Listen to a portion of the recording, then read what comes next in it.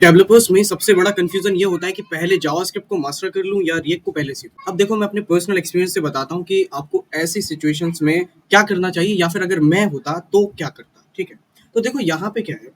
अगर आप ये जो लिख रहा है ना, मास्टर करो, है ना, अगर आप सच में जावास्क्रिप्ट को मास्टर करने जाओगे तो आप रिएक्ट को भूल जाओ। आप कभी भी रिएक्ट नहीं सीख सकते, क्योंकि जावास्क्रिप्ट को मास्टर किया ही नहीं जा सकता। ठीक है, ये एक हाइपोथेटिकल सिचुएशन है कि किसी बंदे ने जावास्क्रिप्ट को मास्टर कर लिया। ठीक है, जावास्क्रिप्ट बहुत बड़ी है ना, तो मास्टर करने वाली चीज तो अलग हो गई। ठीक है, अब बात आती है कि आपको वेब डेवलपमेंट करना है, तो अगर आपको रिएक्ट के साथ काम करना है तो कितनी जावास्क्रिप्ट आनी चाहिए। ठीक है, तो अगर आपको रिएक्ट के साथ काम करना है तो आप केवल उतनी जावास्क्रिप्ट सीखो जितना इंपॉर्टेंट है, जितनी सफिशिएंट है। ठीक, अब इस केस में आपको क्या करना है, जावास्क्रिप्ट फाउंडेशन। फाउंडेशन में क्या आता है, लूप्स हो गए, फंक्शंस हो गए, वेरिएबल्स हो गए, डेटा टाइप्स हो गए, है ना, ये सब चीजें।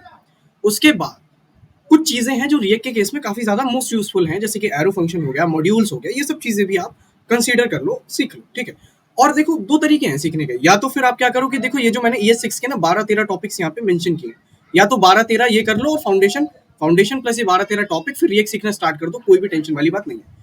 इन टॉपिक्स को जो है ना, मैं डिस्क्रिप्शन में मेंशन कर दूंगा ताकि आप उनको देख सको एक बार। ठीक है, या फिर दूसरा तरीका ये हो सकता है कि फाउंडेशन सीखो, एरो सीखो, मॉड्यूल सीखो, और उसके बाद रिएक्ट के साथ स्टार्ट कर दो।